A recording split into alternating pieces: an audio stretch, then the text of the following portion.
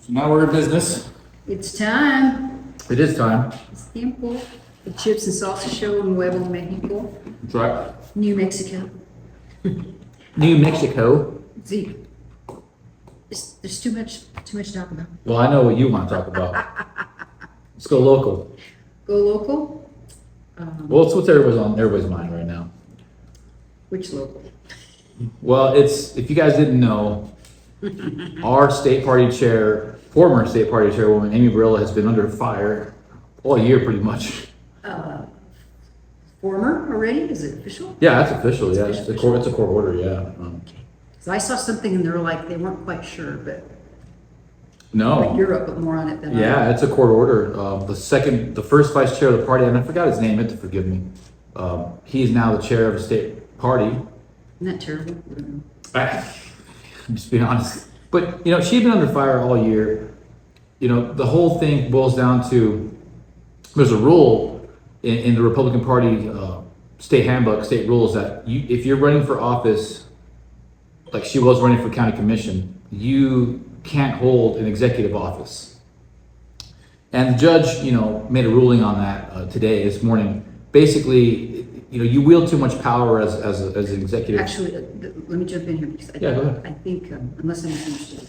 So she was the New Mexico GOP chairwoman. But at the same time, she was a commissioner of Otero County. Running for, The issue is if you want to run again, you need to choose one or the other. Either you remain the chair, as long as, if you were unopposed, then you could still run for the commission and stay the chair. But she had Right. another That's right. Republican in the primary, Yeah. so that's why either she was supposed to, according to the bylaws, Yep. either step down from one of them. And she did not do that. Does that make sense? Do I have that right? That's exactly right. It was pretty specific. If someone challenged her in the primary, then she would automatically vacate that seat as state party chair. So if nobody challenged her, she could have stayed in that position. And she tried to change the rules via the SCC, the State Central Committee. For those who don't know, that's the governing body for the state Republican Party that implements rules and regulations and laws for our own state party. And she failed. They tried to get the rules changed in her favor to where it wasn't a conflict of interest, but it didn't work. So she was, according to what the judge had said, in violation of these rules. And so now the first vice chair is in charge. And it was a lawsuit spearheaded by Duke Rodriguez and his running mate, Lieutenant Governor Aubrey Dunn. And I believe there was another gentleman involved. Blair Dunn, Aubrey Dunn, but there was another man involved as well. There was a third party too. So a lot of people are upset about it. Nobody likes the direction of the Republican Party, the way it's been going. We didn't get a lot of seats filled, to run, like for U.S. Senate. A lot of these guys are write-in candidates. They didn't have to be write-in candidates. If we had got to them in time and actually put some effort into this, we could have got them on the ballot. So this is just some of the complaints. I have a relationship with Amy Barela. I've known her for years, and her husband. It's been a positive relationship overall. I didn't fully agree with everything that she did as chairwoman. But that still just didn't prevent me from, respecting her and wishing her the best. I'm glad the judge made a ruling. The party needs direction. We need leadership now more than ever. And kudos to Duke Rodriguez and his team, Aubrey Dunn, for doing the right thing. In my opinion, they did the right thing. We needed some clarity on this. We needed leadership. And what he had said in his public statement was that we had a really small group of people controlling the party for a very long time, and they were being very unfair. Like they weren't inviting Duke Rodriguez and Blair Dunn to certain Republican gatherings, and they were favoring certain candidates. So that's also one of the rulings as well, where the judge was like, you can't be promoting certain candidates as the executive committee at all. That's against the rules too. And they've been going on promoting all kinds of other candidates besides Duke Rodriguez. So clear violation of rules, pretty straightforward. The judge seemed very firm. And so we'll see how that goes. What are you thinking? Well, and I'm kind of reading the article because this just happened today. Really. This morning. No. Yeah, and to me what saddens me. We have a set of bylaws within our own party, and we should follow those. It's kind of embarrassing to me that we even had to file a lawsuit. Nobody saw that. We had to file a lawsuit to get these enforced. So I think in the end, the judge said something like, this is enforceable contract. It says it constitutes a non-justiciable political question, noting that the bylaws form an enforceable contract among party members. And I mean, I'm not part of the leadership, but when this first broke a few months ago and we spoke about it, I just wanted it to be taken care of. Yeah. Be taken care of. Right. And it's too bad because now, and this is right before the primary. So we didn't need this. You know, typically Republicans are not early voters like the Democrats. So I don't know what kind of an effect that this will have on it. But in one way, maybe it's good. What I'm trying to look at the good side is, okay, we're going to get it done before the primary. Let's continue forward, and maybe things will get better with the Republican Party, because and you know, Republican parties all across the nation in different states aren't perfect. However, it's still better than the other party, than the Democratic Party. Oh, yeah. Can you imagine what, whirlwind of a storm they're in? Jeez. Oh, absolutely. So we continue on, and it says, I think that I think we'll be okay. It'll be fine. But yeah, you're right. So I was looking. It was saying who actually filed a lawsuit, and it was With 3 people. Jonathan Emery. That's right. There we go. Aubrey Blair Dunn and Duke Rodriguez, Uh-huh. and 2 anonymous State Central Committee members. How could they be anonymous? That's very. They don't want to be attacked, Wow. Yeah, and they allege that Barela and other party officials violated the Republican Party of New Mexico's uniform state rules on conflicts of interest. It's just time we got to continue forward and keep going. Yep. And see what happens. Has there been an official statement by former chair? No, but I've talked to a few people this morning, and they're like, she's not going to step down even though the judge ordered it. I'm like, look, you don't want to be challenging judges' orders, man. Like, if Amy wants to do that, I don't think that's a good idea, because once a judge says that's law, that's an order, and basically they can do whatever they want with you at that point. They can fine you, they can put you in contempt. There's just a slew of things that they can do to coerce you to stop the behavior. Well, to me, what's even more damaging, maybe because we always kind of have a political perspective on it, is it just doesn't look good for our party. No. It draws a lot of attention, and we don't need that right now.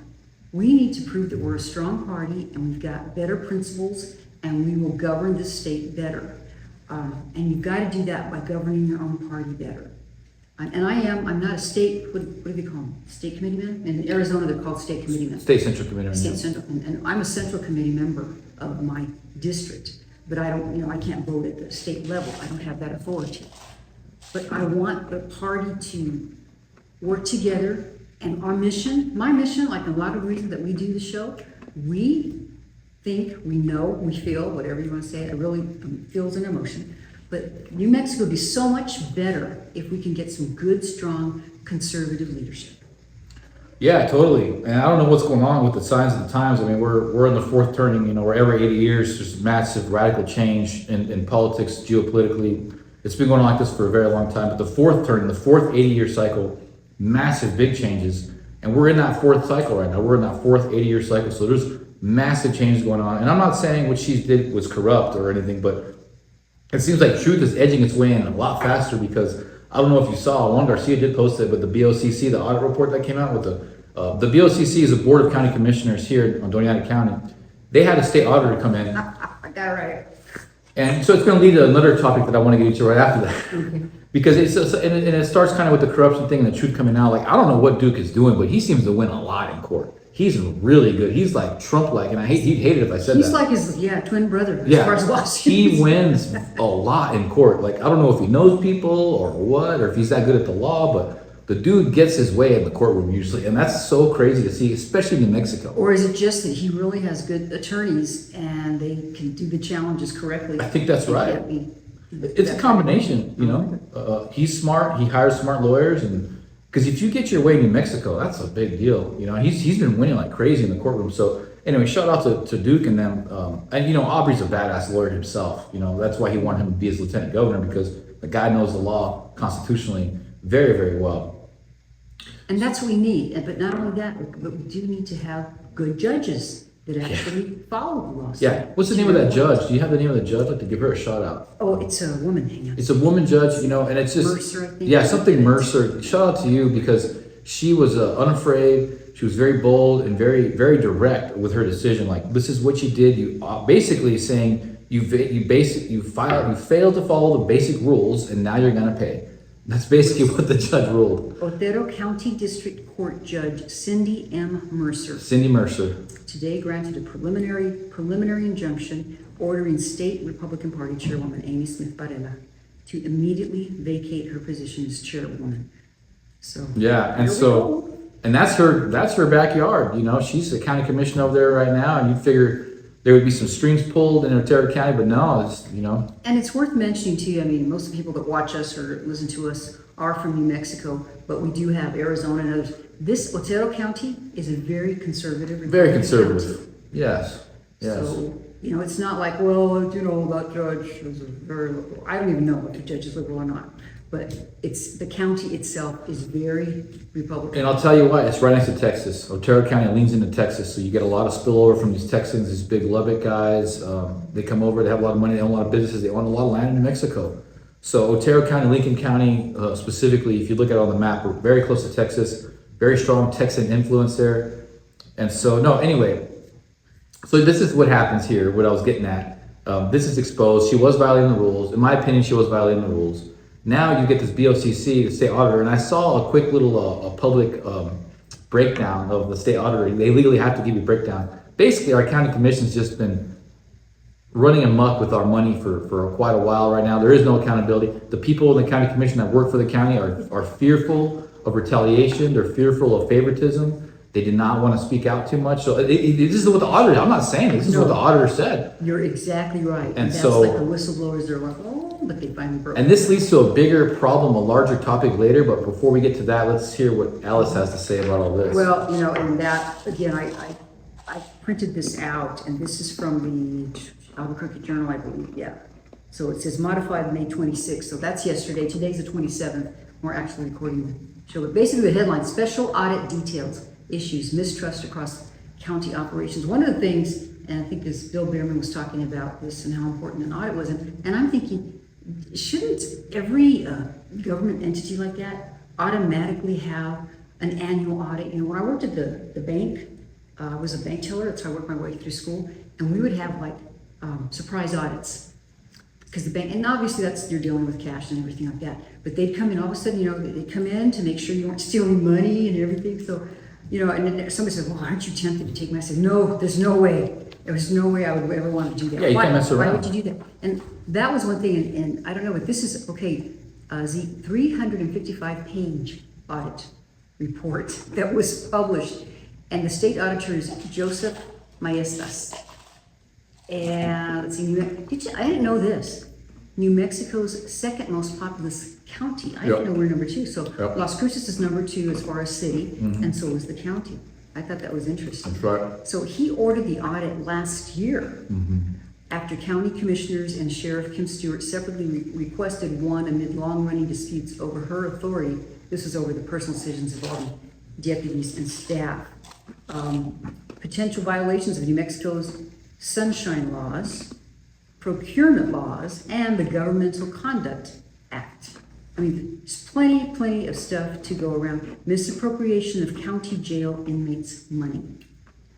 A lot of stuff, like you say, was going on, and I kind of highlighted in this one here. Stewart responded to the report from the podium, evoking her own history as a whistleblower from within the county ranks. Stewart was a formal internal investigator who sued the county, claiming in a 2015 trial that she had been terminated for investigating racial discrimination within county law enforcement. And that's where she got her $1.6 million judgment. And of course, I wasn't here when all that happened and everything. But you would think, okay, I'm gonna be very critical here, but she's currently our sheriff and she's termed out. She's not running again, but she's served 2 terms, right? Right. So with this background, and it sounds like maybe she was trying to get at something, but I would just be hammering and begging for audits all the time and go through everything. It's embarrassing to me having, living in this county, but at the same time, it's good. Let the sun shine on all this and let's get everything out. Audit flagged a long-standing issue in the county assessor's office where a special fund designated for property valuations procedures has been used for the office's personnel and operational costs since 2008. County Assessor Eugenia Montoya Ortega, that's Gina, I think she's running again, raised the issue herself earlier to the meeting when commissioners considered a preliminary budget, saying she needed a general fund appropriation so that the valuation fund, which raises approximately $1.5 million annually, could be used for its legal purpose. So, I read you all that stuff because it sounds like there were people trying to do something about it and getting us on the right track for accountability. But that's, and I'm sure we're not alone through the whole country, but I'm so glad for this. I'm very happy about this. Well, I am too, and it's weird because I just don't know who to trust. I know our county commission's corrupt as can be. They've done crazy stuff over the years. I know the current sheriff, Kim Stewart, has a really bad reputation all throughout the county. People just don't like her. And so it's hard to understand who to trust, who not to trust. I don't know. I'm glad the state auditor stepped in finally and said, hey, this is what you guys got going on. Will be looking into the report further and seeing exactly what's going on in more detail. But the larger problem with this, from what I understand, the county commission has been running amok. They have no accountability. They've been doing whatever they want to do with our tax dollars, and it's egregious. And the larger problem that I was alluding to earlier is that it's these bad elections. These really shoddy elections. We get these people who run for county commission. People don't like them, but yet they still find a way to get elected and get in office. And they make these horrible decisions, and they're not looking out for the people. And so, I posted something recently that the Supreme Court, the U.S. Supreme Court, was going to be ruling down on states that count ballots after election day, because there was some constitutional language from 1845 to 1875, I believe it was, that stipulated clearly that it is election day that you must count these ballots. And so there's still a handful of states out there. Mississippi, there was this ruling here in Mississippi that the U.S. Supreme Court is going to be ruling on. And of course, the conservative justices are very skeptical of counting ballots after election day. Even though they're postmarked, they give them to 5 days after the election day to count them. And so they're about to rule on it here at the end of June, or early July. And it looks like they're going to rule against counting ballots after election day. So that's going to put us on the radar. Doña Ana County notoriously counts ballots after election day. And I did a little research, and I only went back as far as 2018. Since 2018, every major election has been counted after election day. Many ballots. You don't even count them on election day? They're all The majority of counting is after election day on every major election. I'm saying, because I know what they're going to say. Well, we just received these in the mail, or all these ballots came in, and we had to. There's going to be plenty of excuses for them not being able to say we can't count them election day. But it should be. It should be done. Well, we know that's where the cheating goes down. You have plenty of time to cheat and to bring in whatever ballots you think you may need to win whatever race you want to win. It's easy to count all the ballots in one day. You can't give me this cockamamie excuse. Florida does it, India does it, Germany. All these guys count all these ballots in one day. Why can't little old Doña Ana County seem to get it together? And they're going to say, well, it's state law. We're following state law to make sure that we're, very being precise and thorough and all of our. But that's not the excuse they ever give. It's always something happened, this and that. And based on federal constitutional law, we need to be counting these things on the same day. And it tells you a lot that since 2018, in every major election, we've never counted all the ballots on the same day. Never. That's so sad. When you go vote early, a mail-in ballot, do they count that ballot when they receive it, or wait till election day? They wait till election day. They let them compile. So everything, and that's bunches. I mean, I have a lot. That's what I understand. I can't speak for them. I imagine. And it's terrible that I don't know. I'm embarrassed. I don't know either. Yeah, we should know. But I don't know either, though. Exactly. But to me, it would make sense that they let them compile it, because then that lends to them giving us more excuses as to why they need more time to count. Like, we don't crack them open until. And you know what else you're going to say too is, like, this is the sample ballot for Republicans. This happens to be my ballot, but now they have we have write-ins. So when you vote, as I understand it, let's pretend that I'm voting, and let's pretend that I wrote in at least one. And when you feed it in there, if you weren't to do it, or you didn't have any write-ins, it goes straight tabulation. But if you have a write-in, then it goes into another box, because what they have to do is take that, and then they have to verify the write-ins you voted for. That's how I understand it. To my understanding, and I wish we get more clarification on this, hence the reason why we need a chair ASAP. they should be explaining this to us. The write-in candidates could leave potential to spoil a ballot. And it could, from a lot of people reach out to me and ask me about this, like, hey, is it true that it spoils the ballot? I'm like, I don't know. I don't like saying that, but I wish I could be assured that it didn't. I would love to be confident enough to tell you that I know in New Mexico, they look for any reason to spoil anything. And the other thing that I want to know about the write-in ballots, because we don't have a Republican, okay, for these three, for U.S. Senator and for state auditor and state treasurer. But since we only have, you know, if these people only get so many votes, they'll get in, they should get in. Do you know what the percentage has to be? I have no clue. See? So what I'm gonna do, I wanna do this, you know, all of you that have been following us, I was recently elected to be the chairwoman for Coalition of Conservatives in Action. So what I'm gonna try to do is ask Joan Scherer, who does our election integrity, to spend a few minutes and explain just those questions that we talked about. Because all of us should know, everybody should know, you know, not just Republicans either. And that's the thing, we gotta stay educated on the process at least, so we know what we're doing when you go there and vote. So corruption seems to be coming out. New Mexico really blown my mind with how many amazing rulings we've gotten from the Supreme Court with Duke involved. He's been winning like crazy.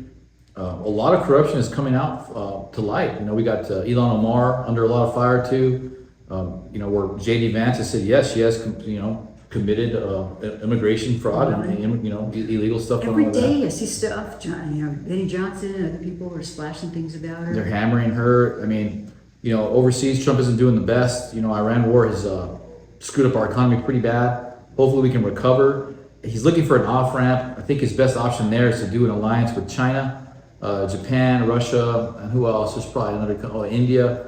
And we can all kind of agree not to be so dependent on the Strait of Hormuz. And then we can kind of coerce Iran to like be a little bit more friendly.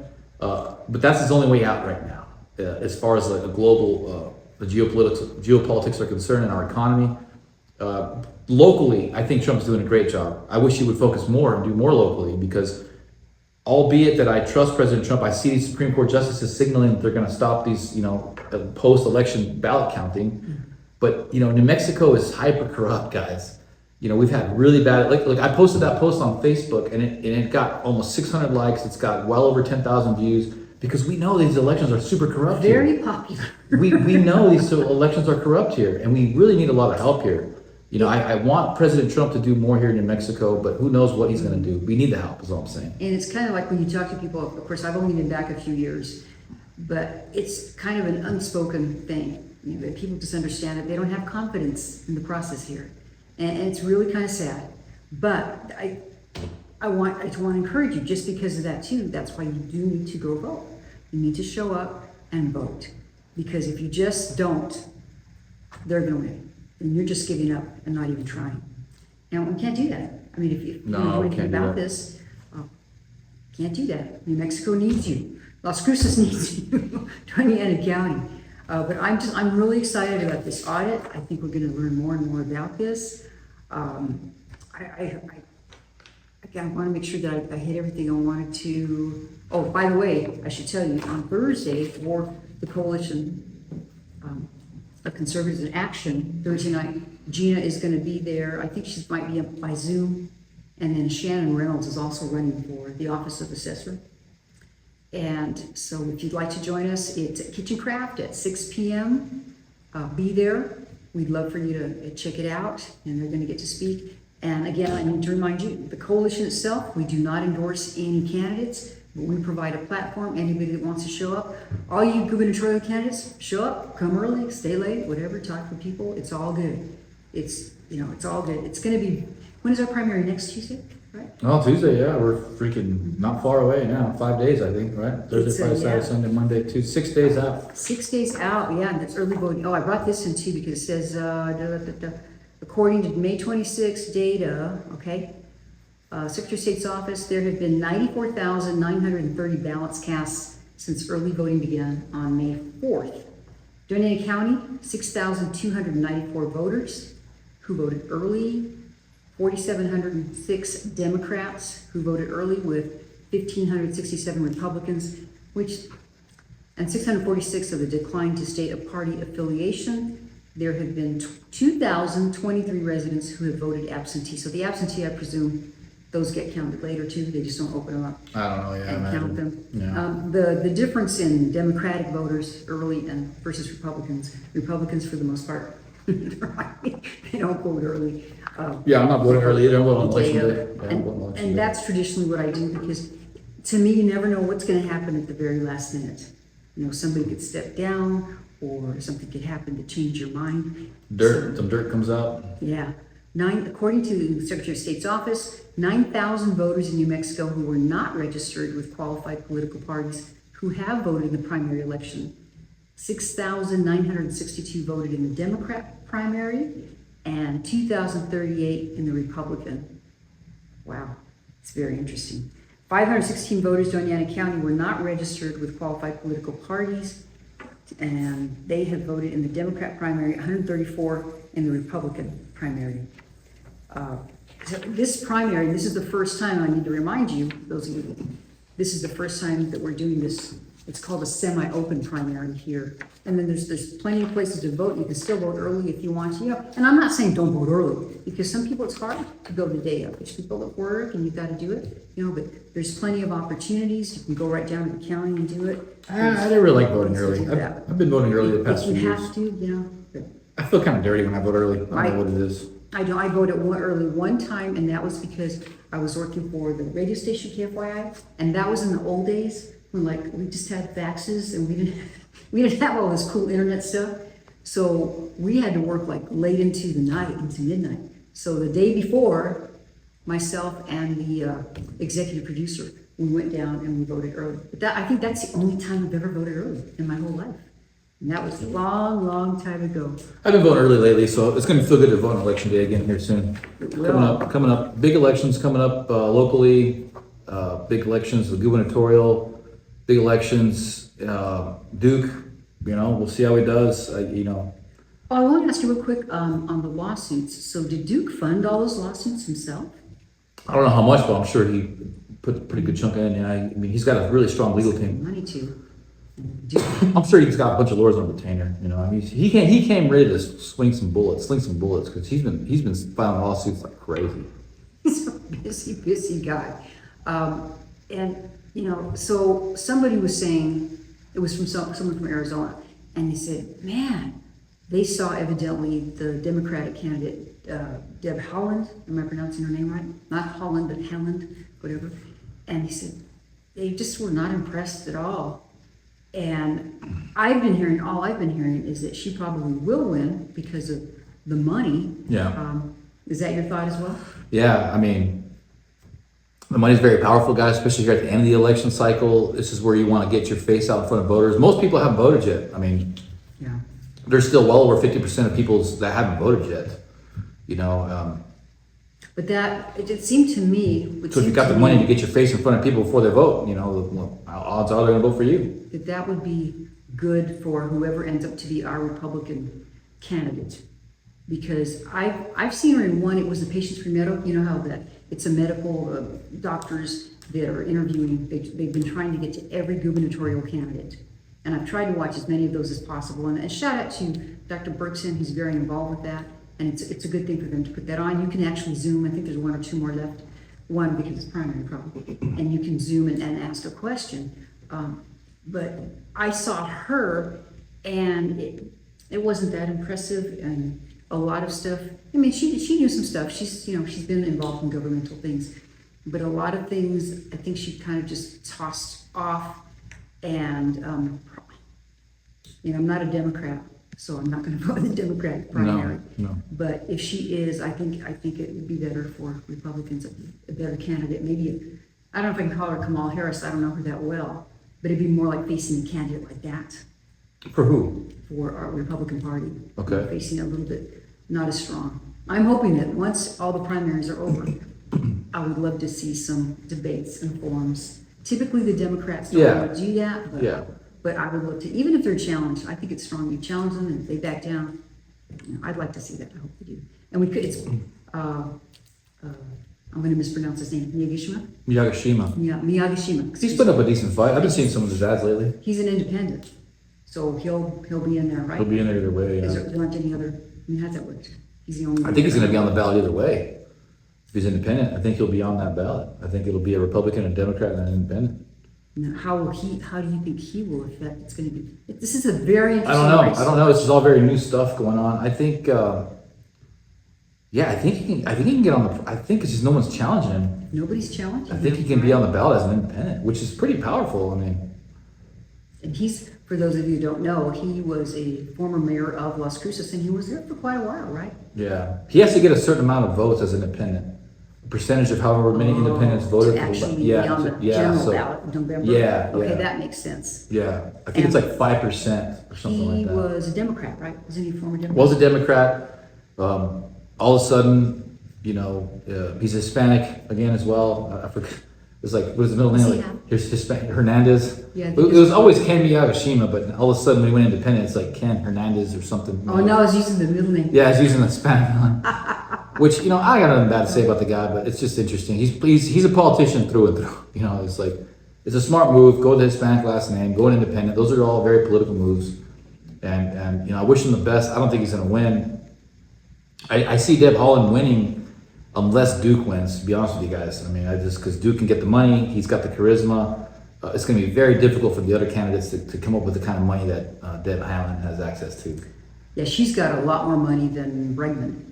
I mean, significantly more money. And so, you know, I'm nervous, but it's good nerves. It's good to be nervous. You know, this next week. Well, you know, today's lawsuit helped. You know, made me feel a lot better because you know we needed some truth to come out of that. The rules were pretty clear to me. You know, and Miss Barela should have stepped down a long time ago. And my concern is. But thank her for everything that she's done for the party. I'm grateful for her. And she has, and we'll give her credit, you know, she's been on our show before, and Yeah. I think her intentions were good. Right. You know, I don't think I want to hope that she did not do this on purpose. I always feel like, especially when you're in the leadership role, your thought and your mission is for the good of the party. Yes. It really is. And although there was some disagreement with that, I want to believe that she really thought it was better to do what she did. And I will give her that. Yeah, thank her for the things that she's done so far. You know, where she's gotten us to this point. It's just time to move on. And so with that, the positive stuff coming out with the lawfare in the state.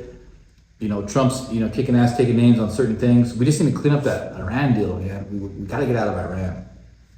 We got to get out of there. It's just we're getting hammered. Every other day, it's Trump struck another peace deal. Oh, it fell through. Oh, Trump struck another peace. It's like I don't even click on those things anymore because he hasn't struck a peace deal. They never honor it. Every time that we get one together, then here comes Israel saying, "Well, we're not going to do it. We don't want to do it. We're only going to do peace deals that we agree with." So they're going rogue. They're doing their own thing. Iran's just as stubborn as not more than as Israel. They ain't stepping down. I mean, we hammered Vietnam with like 7 million bombs, and they never quit.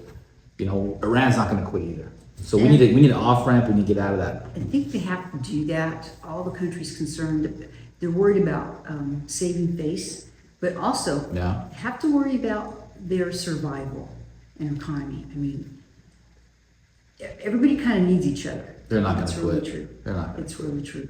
So we just keep watching, and you're better at keeping up with all this stuff. Yeah, I've been following it very closely. Yeah. Iran's never going to quit. You They're have not to. going to quit. That's just what it is. And their only way out of this at this point is to do a coalition with the top five, the G5, G6, and Trump's going to need help. He's going to have to freaking tuck his tail between his legs and go hang out with China and Japan and all these other guys and say, hey, we've got to make our own global powers outside of the Middle Eastern faction, outside of Israel, because Israel's doing its own thing. They don't care. Like they're being very reckless in their behavior and who they want to attack and what their goals are. And so we just have to be real about that. I'm not anti-Semitic. I think Jewish people are awesome. They're the top winners of Nobel Peace Prize winners. Most of them are Jewish. They're very smart people. 70% of Israelis don't agree with Netanyahu. He's a very unpopular leader for that country. So when I talk about this stuff with Israel, So he didn't die, huh? No. he didn't die. When I talk about Israel, it's in tune with the Israeli people, and it's in tune with the global politics. We don't like what that regime is doing right now, and so we've got to move on. Trump's got to come back and focus on America. We need help here in New Mexico with fair elections. Geez, if we don't get fair elections ASAP, guys, we're gonna be in a lot of trouble. We really have to get that done. I really think though, let's see, we are just about ready to get into June. That's Midterms coming are up. in November. So I think we're going to be seeing a lot more activity and things happening, because we have to. We cannot afford as Republicans to lose midterms. Now, some good stuff happened too recently in Texas. You know, Paxton beat out Cornyn. That was a very good sign as well, because Ken Paxton is a very good man. He's been fighting against globalists for a very long time. They've been coming after him for a very long time. He's very much a MAGA guy, and honestly, I didn't think Trump was going to back him. He wants to have the Save America Act pushed through as a U.S. senator. He was going to be the champion of that message. Scott Presser was like, man, if Paxton doesn't win, he was going to go crazy, because that was basically the signal that America was dead. Because Ken Paxton is a true American. He wants to Save America Act. He's got a career-long record of doing America First stuff. That's our guy. And it was a second there where we didn't think President Trump was going to endorse him.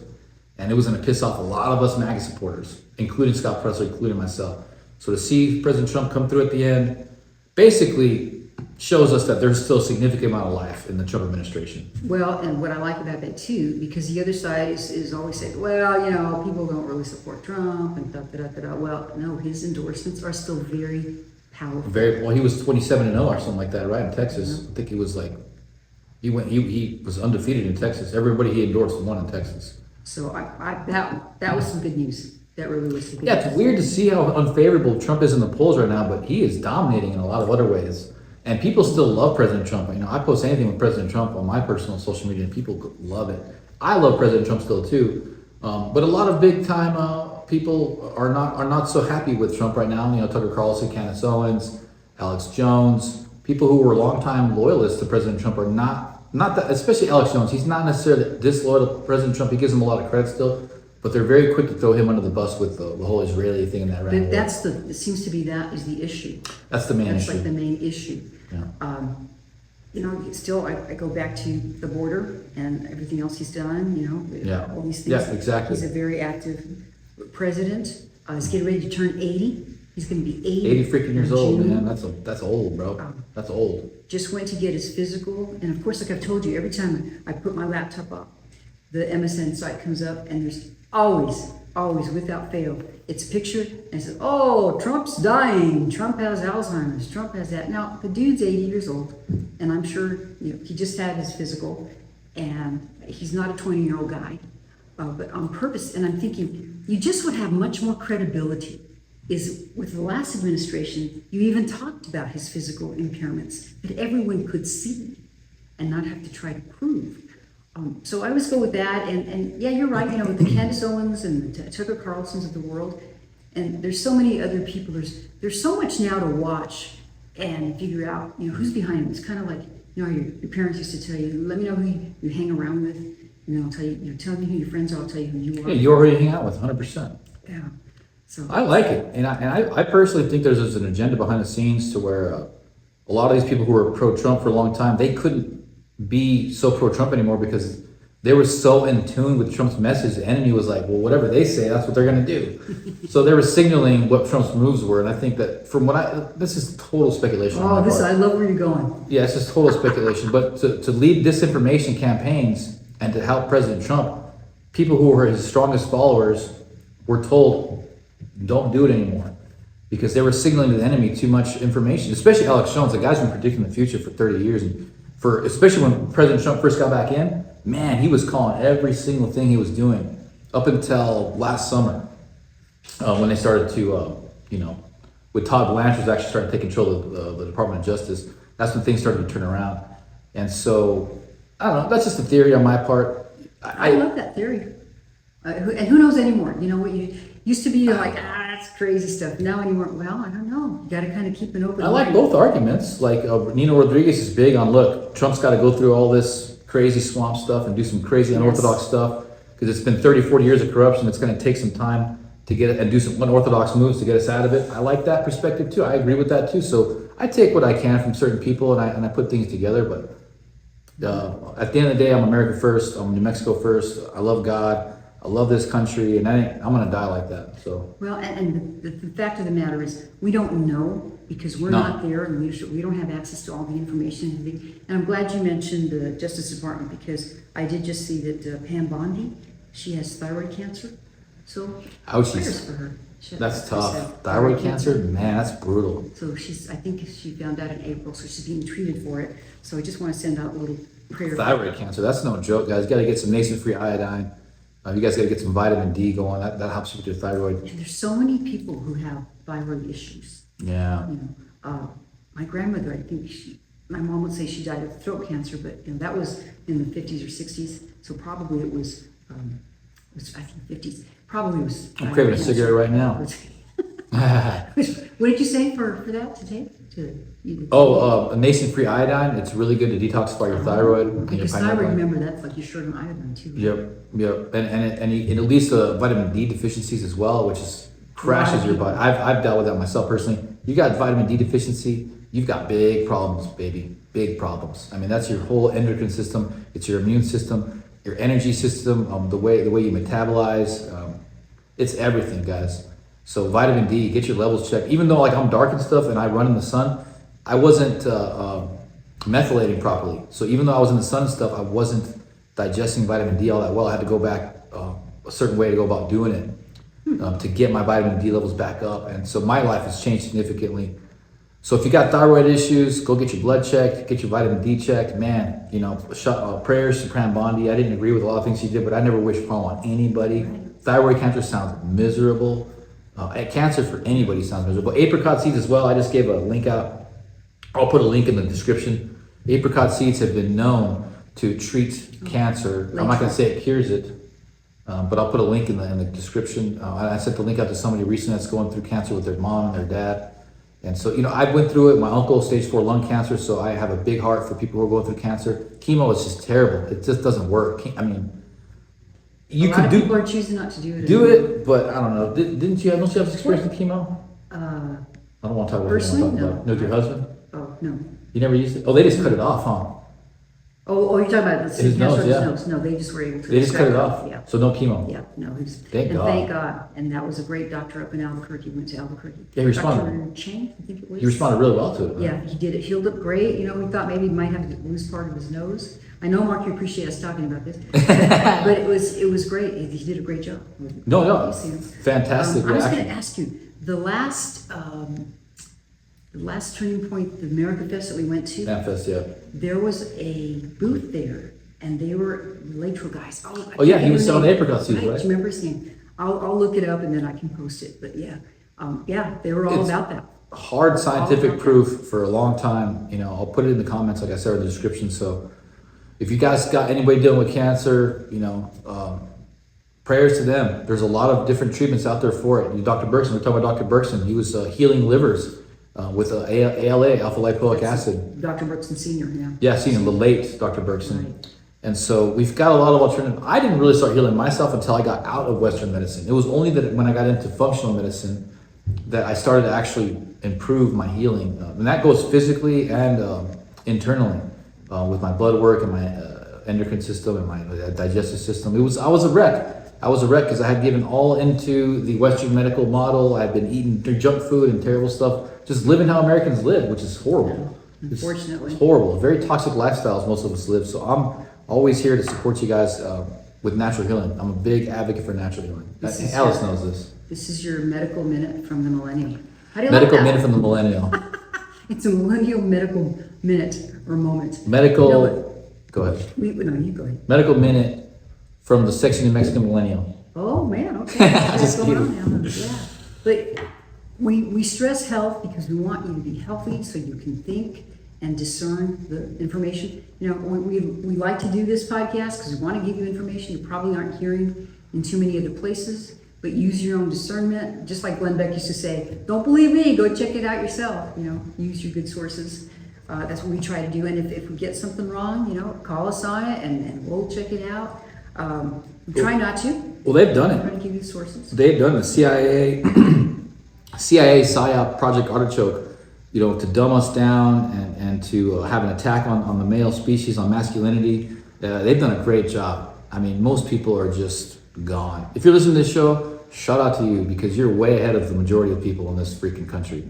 I mean, because you actually care, you're listening, you pay attention, and so. But you're not going to get that from the majority of people anymore. It's very sad. It's very sad. There's so many pay attention moments. Just we're kind of nearing the end of the show. Anything else before I touch on a local issue?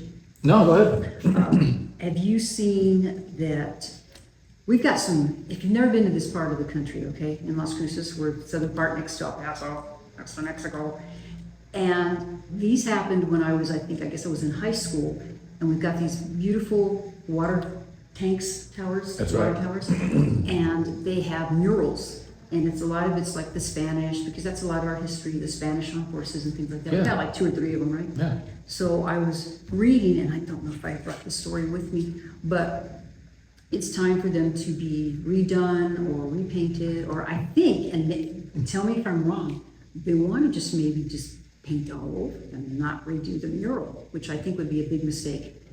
Because I think, isn't one of them of Oñate? Well, no, this is Conquistadors coming on in. There's nobody in specific. Somebody was trying to say that, and I didn't know if it was or not. No, I don't think Oñate is depicted on there at all. But it's just look. But they're beautiful. Our history is the Spanish coming over here and colonizing the area. And so if they do get rid of it, I'll work my face off to make sure we get some honor back to the Spanish heritage and history of our culture. They're attacking Cesar Chavez. They've been attacking the Spanish for a long time, and it's an old school Marxist tactic, and we can work really hard to go back and fix that. So this was Jason Groves wrote this piece in the Las Cruces Sun News, and should Griggs water tank and mural be repainted? So that's the Griggs one is right there along the highway, right? Go there. But they're really cool. What I should do is get pictures of them and post it so you can see that those of you who don't know what I'm talking about. It says later this year, this is from May 18th, the mural depicting 300 families along an 80-mile stretch of El Camino Real migrating through a treacherous desert landscape from Mexico to settle in the modern-day Las Cruces region will be obliterated. Okay, so I was right. Will be obliterated during the process to rehabilitate the water tank. The mural is referred to by the city of Las Cruces as La Entrada, entrance. Originally titled Jornada del Muerto, so it's like the journey of the dead, right? And so 1973. And it was by artist Anthony Pennock. He was only 17. Isn't that amazing? That's beautiful artwork. Oh, it's fantastic. So it depicts Don Juan de Oñate's 16th century journey with Spanish settlers through the deadly heat of the Chihuahuan desert. I guess it does, yeah. So I wasn't sure, so I'm glad I kept the story. Yeah. The city hopes to repaint the mural as it was before, so kudos to the city if it's just true. But there have also been concerns voiced in the recent op-ed that keeping the image of Juan de Oñate is a major step backward for Las Cruces. So there was a poll evidently, and I don't know what the thing was, but and then just briefly it talks about who Don Juan de Oñate was. I really think these are beautiful. I don't even care. You know what? If they don't want to redo them, leave them as is. They're already kind of faded with the sun and everything. I'd rather they leave them in that condition, unless there's some kind of maintenance they have to do with it. But in my lifetime, I've never seen that have to happen with the water tanks. Have you? They're just trying to make a stink out of it. That's what I think too. I mean, I'll get involved with this one because it's just ridiculous. If they want to do this, then I'll make it very difficult for them. So I want to encourage you because as difficult as I can. Yeah, this is going to be up to the city, and I hope that the decision hasn't already been made, and I missed it. But contact your city councilor person. Unfortunately, a lot of people don't even know who that is. And if you don't, hey, call up the city and ask them, tell them where you live, or find out, or go to your voter registration, and it'll tell you there. But remember, we are the bosses, and if you enjoy them, like every time I drive by them, I remember when they were brand new, because they were just painted when I was still living here in high school.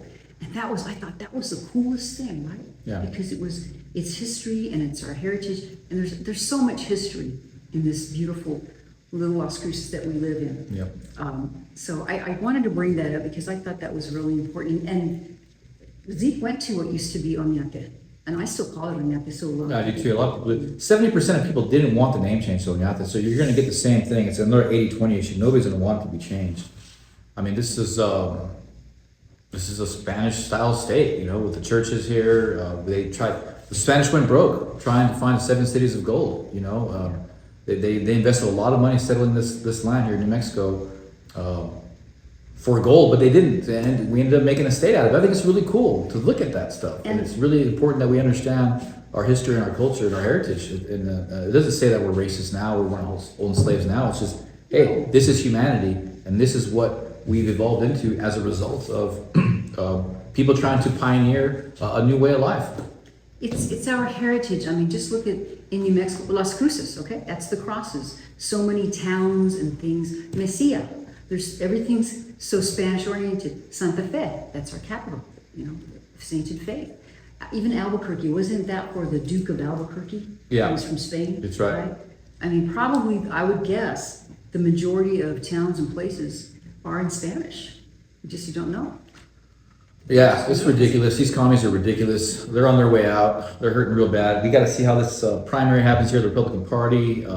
These elections here are big time. So prayers to us, prayers to everyone else out there, and we can end on a prayer too, huh? Yes, we just want to make sure there isn't any other announcement or anything. Remember, primaries coming up on Tuesday. If you haven't voted, if you need to vote early, okay, go ahead and vote early. If you are an independent, you can go vote in the primary, but you have to pick the Republican or the Democratic ballot. Just go online and you can figure it out. If you can't, message us or something and we'll tell you about it, or come to the Coalition of Conservatives in Action on Thursday at Kitchen Craft on Telshore. Yeah. 6 p.m. I have to throw the plug in, gotta do it. And thank you to all the leadership that's there. It's information, you're gonna get information. And we would like you to come, everybody's welcome. Everybody's welcome. Yeah, if you want a sample ballot, just reach out to me. I'll send you a sample ballot. I've been sending them out. A few people reach out to me, so I have no problem doing that. But other than that, thank you, Lord, for bringing us together and giving us another opportunity to communicate with the people of New Mexico, the people of America. We've got people in Arizona and all over listening to us, and we're so honored. Pray for all the candidates that they have a favorable outcome for those that are fighting for you, Lord, fighting for truth and freedom, coming up here on Tuesday for Election Day, Lord. And I just pray that you stay with us and you continue to guide us through this chaotic storm that is our current world today with AI and all the geopolitical changes, Lord. I just pray that people who are loyal to you, you protect them and you continue to guide us, Lord. In Jesus' name, I pray. Amen. Amen. As always, nicely done, Mr. C. Thank you, ma'am. Wonderful week. Vote. Vote, vote, vote. Primary.